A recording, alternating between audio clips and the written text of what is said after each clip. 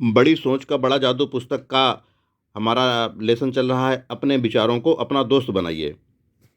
और अब तक इस पुस्तक में हम अपने 28 भाग प्रस्तुत कर चुके हैं। आज का हमारा भाग है 29वां।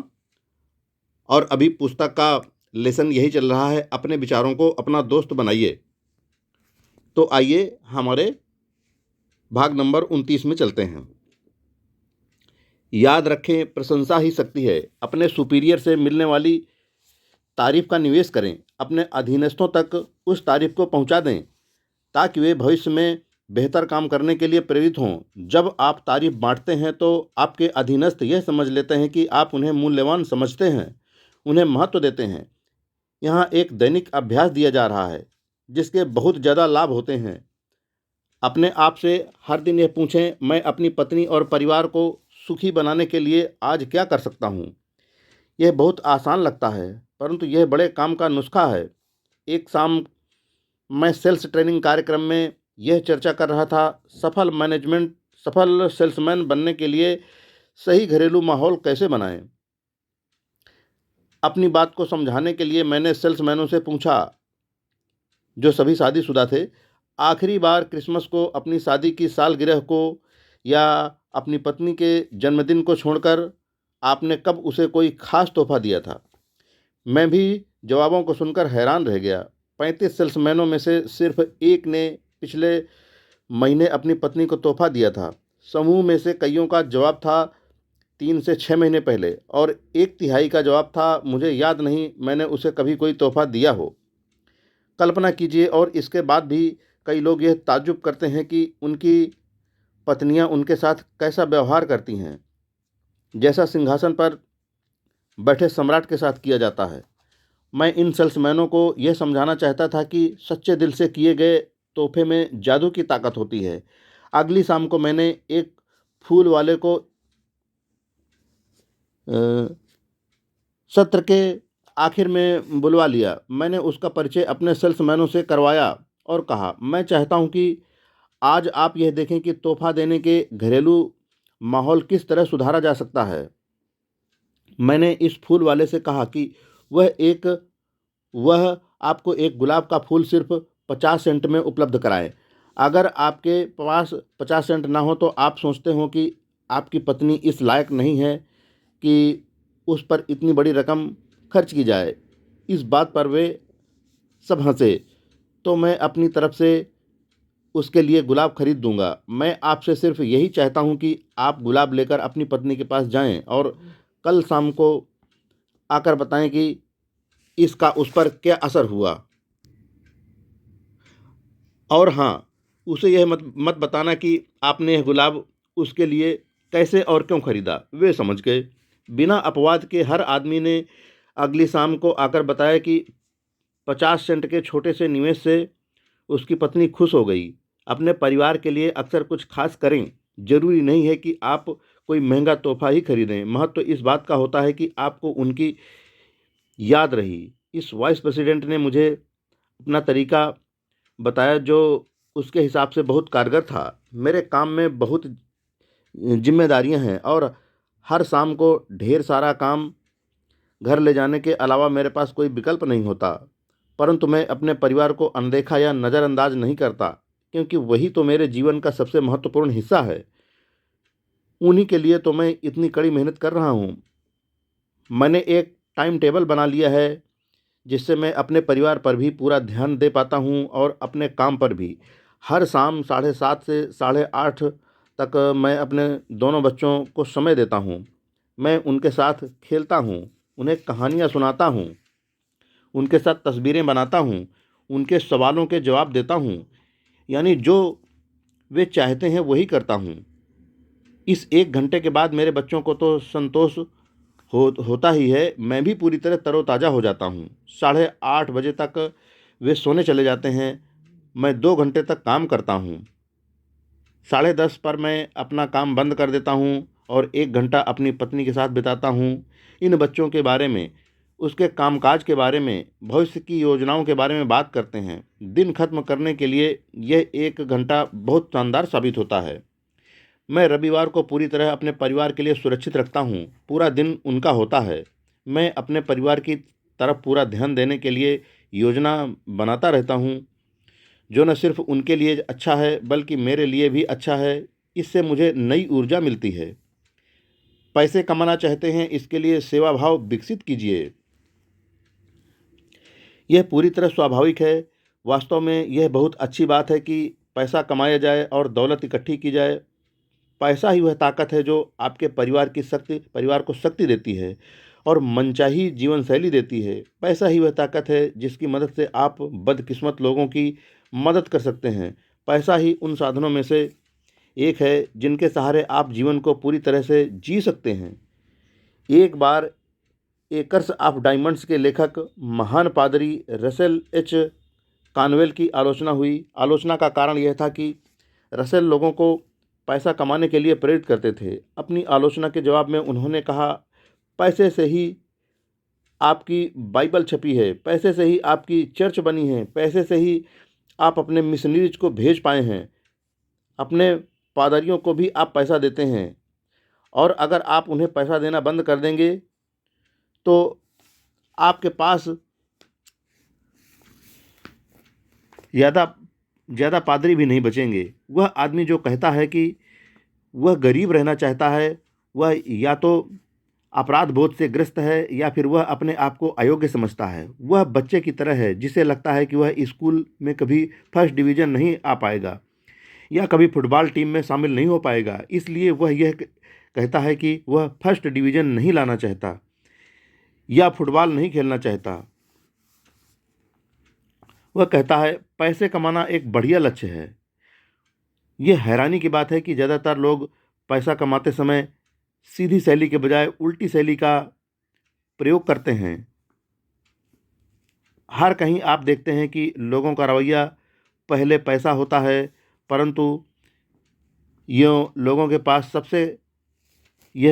पास सबसे कम पैसा होता है। क्यों? सिर्फ इसलिए क्योंकि जिन लोगों का रवैया पहले जैसा मैनिफेस्ट होता है, वे पैसे के बारे में दीवाने हो जाते हैं। वे यह भूल जाते हैं कि पैसे की फसल तब तक नहीं काटी जा सकती जब तक कि आप पैसे के बीज को ना बोएं। और पैसे का बीज है सेवा। इसीलिए पहले सेवा, पुट सर्विस वाले रवैये से ही दौलत आती है। पहले सेवा कीजिए और पैसा अपने आप आपके पास आएगा। एक दिन मैं यात्रा के दौरान सिनसिनाटी से गुजर रहा था। मुझे पेट्रोल भरवाना था। मैं एक साधारण से परंतु बेहद व्यस्त सर्विस स्टेशन पर रुका। 4 मिनट बाद ही मैं जान गया कि यह सर्विस स्टेशन इतना लोकप्रिय क्यों था। मेरी कार में पेट्रोल भरने के बाद, गाड़ी में बिना कहे हवा चेक करने के बाद और बाहर का शीशा साफ करने के बाद अटेंडेंट मेरे पास आया और कहा, सर, आज काफ़ी धूल भरा दिन था, क्या मैं आपकी विंड सीट के अंदर की तरफ वाला कांच भी साफ कर दूं? जल्दी ही और बड़े अच्छे तरीके से उसने अंदर की सफाई कर दी। किसी भी सर्विस स्टेशन में इस तरफ ध्यान ही नहीं दिया जाता। इस छोटी सी विशेष सेवा के कारण न सिर्फ मुझे रात में बेहतर दिखने लगा और इससे बहुत फर्क पड़ा था, बल्कि मुझे यह स्टेशन याद रह गया। इत्तेफाक से मैं अगले 3 महीने में 8 बार सिनसिनाटी से गुजरा और हर बार मैं इसी स्टेशन पर रुका और हर बार मुझे जितनी सर्विस की उम्मीद थी, मुझे उससे ज़्यादा सर्विस मिली। यह भी रोचक था कि हर बार जब भी मैं वहाँ पहुँचा, एक बार तो सुबह के 4 बज रहे थे, मुझे वहाँ बहुत सारी कारें मिलीं। कुल मिलाकर मैंने इस स्टेशन से लगभग 100 गैलन पेट्रोल भरवाया होगा। अब मैं पहली बार वहाँ आया था। जब मैं पहली बार वहाँ आया था तो ये अटेंडेंट यह सोच सकता था कि ये आदमी बाहर का है, शायद यह दोबारा यहाँ नहीं आएगा। उसकी तरफ बिना ध्यान देने से क्या फ़ायदा? वह तो सिर्फ एक बार का ग्राहक है। परंतु उस सर्विस स्टेशन के अटेंडेंट ने इस तरह से नहीं सोचा। वहाँ पहले सेवा की जाती थी और यही कारण था कि उन्हें पेट्रोल भरने से फुर्सत ही नहीं मिलती थी, जबकि उनके आसपास के पेट्रोल पंप वीरान से पड़े थे। अगर पेट्रोल की क्वालिटी में कोई फ़र्क हो तो सच कहूँ मैंने उस तरफ ध्यान ही नहीं दिया और कीमत भी वाजिब थी। फ़र्क सिर्फ सेवा भाव का था और ये स्पष्ट था कि सेवा भाव के से उन्हें काफ़ी ज़्यादा फ़ायदा हो रहा था। जब मेरी पहली यात्रा में अटेंडेंट ने मेरी विंड सीट को अंदर से साफ़ किया था, तो उसने पैसे का एक बीज बो दिया था। सेवा को महत्व दो और पैसा अपने आप आपके पास आता रहेगा। पहले सेवा वाले रवैये से हर स्थिति में लाभ होता है। मेरी शुरुआती नौकरी में मैं एक युवक के साथ काम करता था, जिसे मैं FH का नाम देना चाहूँगा। FH आपकी पहचान के बहुत से लोगों की तरह होगा। वह हर बात की चिंता करता था कि उसके पास पैसा कम था, जबकि उसे पैसे की बहुत सारी ज़रूरत थी। वह हमेशा पैसे की कमी के बारे में ही सोचता रहता था और ज़्यादा पैसा कमाने के तरीकों के बारे में कभी विचार नहीं करता था। हर सप्ताह FH ऑफिस के समय में अपनी व्यक्तिगत बजट समस्याओं पर काम किया करता था। चर्चा का उसका फेवरेट टॉपिक था, मुझे यहाँ पर सबसे कम तनख्वाह मिलती है। मैं आपको बता दूं कि ऐसा क्यों होता है। FH का रवैया था, यह कंपनी इतनी बड़ी है, यह करोड़ों कमा रही है, यह इतने सारे लोगों को इतनी मोटी मोटी तनख्वाहें दे रही है, इसलिए मुझे भी ज़्यादा तनख्वाह मिलनी चाहिए। जब तनख्वाह बढ़ाने की बारी आती थी तो FH को अनदेखा कर दिया जाता था। जब ऐसा कई बार हो चुका तो एक दिन उसने फैसला कर लिया कि वह जाकर ज़्यादा तनख्वाह की मांग करेगा। 30 मिनट बाद FH गुस्से में वापस लौटा। उसके चेहरे पर साफ लिखा था कि अगले महीने भी उसे उतनी ही तनख्वाह मिलने वाली है जितनी कि इस महीने मिली थी। तत्काल FH ने अपनी भड़ास निकालना शुरू कर दिया। हे भगवान, मेरे तो तन बदन में आग लग गई। जब मैंने तनख्वाह बढ़ाने की बात की तो जानते हो बुढ़े ने क्या कहा? उसने यह पूछने की जुर्रत की कि आपको ऐसा क्यों लगता है कि आपकी तनख्वाह बढ़ानी चाहिए? मैंने उसके सामने बहुत से कारण गिना दिए। FH ने कहा, मैंने उसे बताया कि कई बार मुझसे जूनियर लोगों को प्रमोशन दिया गया है। मैंने उसे बताया कि मेरा खर्च दिनों दिन बढ़ता जा रहा है और मेरी तनख्वाह वहीं पर अटकी हुई है। और मैंने उसे बताया कि ऑफिस में मुझसे जो काम करवाया जाता है वह काम कर देता हूँ और इसके बाद मेरी तनख्वाह क्यों नहीं बढ़नी चाहिए। मुझे ज़्यादा तनख्वाह की ज़रूरत थी, परंतु मुझे ज़्यादा पैसे देने के बजाय आप उन लोगों की तनख्वाह बढ़ा रहे हैं जिन्हें इसकी इतनी ज़्यादा ज़रूरत नहीं है। और जानते हो इसके बाद उसने मेरे साथ कैसा व्यवहार किया?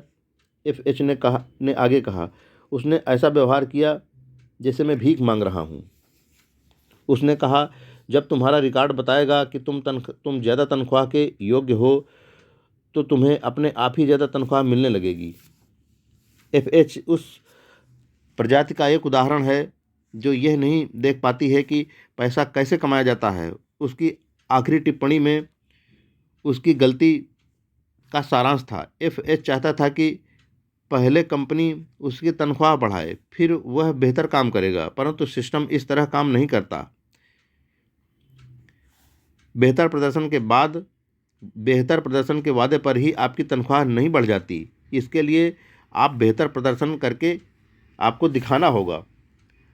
आप तब तक पैसे की फसल नहीं काट सकते जब तक आपने पैसे के बीज को नहीं बोया हो, और पैसे का बीज सेवा है। सेवा को पहले नंबर पर रखें और मेवा यानी कि पैसा अपने आप आपके पास आ जाएगा।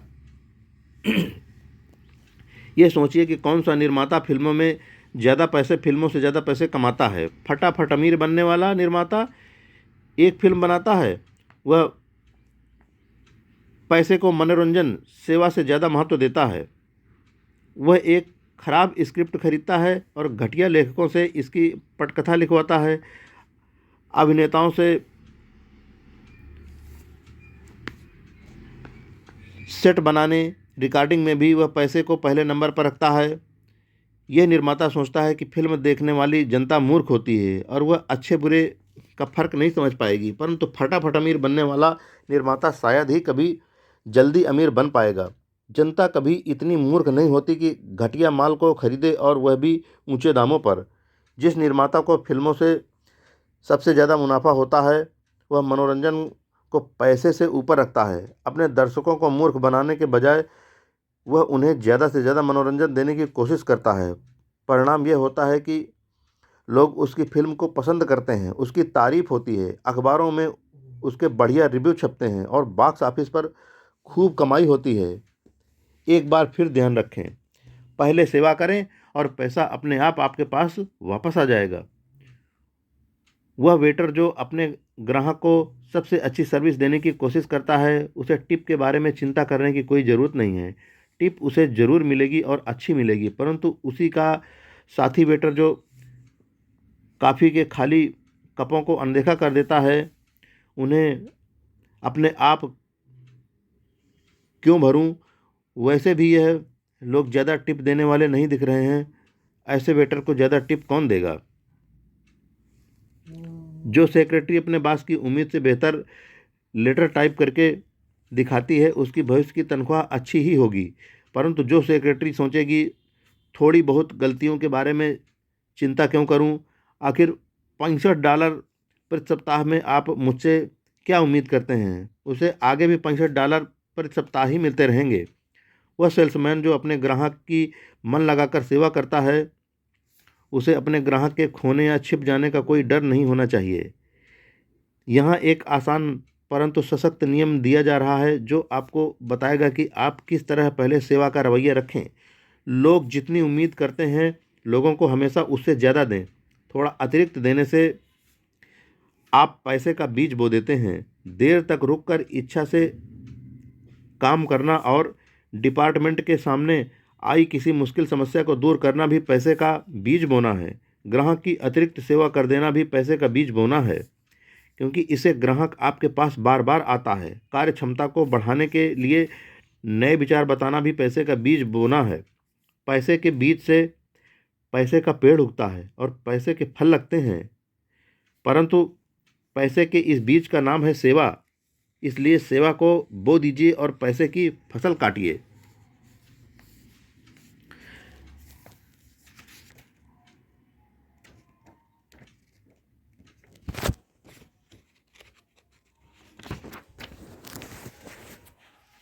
हर दिन कुछ समय इस सवाल का जवाब देने में बिताइए, मैं किस तरह अपेक्षा से ज़्यादा करके दिखा सकता हूँ?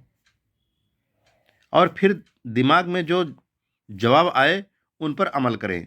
सेवा को पहले नंबर पर रखें और पैसा अपने आप आपके पास आ जाएगा। संक्षेप में, सफलता की तरफ आगे ले जाने वाले रवैये को विकसित करें। अब नंबर वाइज दिए गए हैं। नंबर 1, मुझ में उत्साह है का रवैया विकसित करें। आप में जितना उत्साह हो, आपको उतने ही अच्छे परिणाम मिलेंगे। आप 3 तरह से अपने आप उत्साह भर सकते हैं। ए, गहराई में जाएं। अपने आप को कोई चीज़ नीरस लगे, अगर आपको कोई चीज़ नीरस लगे तो उसके बारे में ज़्यादा से ज़्यादा जानने की कोशिश करें। इससे उत्साह बढ़ जाता है। बी नंबर, हर काम दिल से करें। आपकी मुस्कुराहट, आपका हाथ मिलाना, आपकी चर्चा, आपकी चाल, हर बात में उत्साह और गर्मजोशी दिखना चाहिए। जिंदा दिली से काम करें। सी नंबर, अच्छी खबर फैलाइए। किसी भी आदमी ने बुरी खबर सुनाया हो, कोई अच्छी चीज़ हासिल नहीं की है। अब दूसरा नंबर, आप महत्वपूर्ण हैं का रवैया विकसित करें। जब आप लोगों से महत्वपूर्ण अनुभव कराते हैं लोगों को महत्वपूर्ण अनुभव कराते हैं, तो लोग आपके लिए ज़्यादा से ज़्यादा काम करते हैं। काम की 3 बातें। ए, हर मौके पर तारीफ करें। लोगों को महत्वपूर्ण अनुभव कराएं। बी नंबर, लोगों को उनके नाम से बुलाएं। अब तीसरा और आखिरी नंबर, पहले सेवा वाला रवैया विकसित करें और पैसा अपने आप आपके पास आ जाएगा। हर काम में यह नियम बना लें, लोग आपसे जितनी उम्मीद करते हैं, आप उससे ज़्यादा ही दें। मित्रों, आज का हमारा भाग यहीं पर पूरा होता है। यह अन्य भागों से थोड़ा लंबा हो गया है, किंतु पुस्तक का अपने विचारों को अपना दोस्त बनाएं। लेसन पूरा करना था दोस्तों। अब अगले भाग में लोगों के बारे में अच्छा सोचिए, पुस्तक कलेक्शन शुरू किया जाएगा। तब तक दोस्तों, जय हिंद।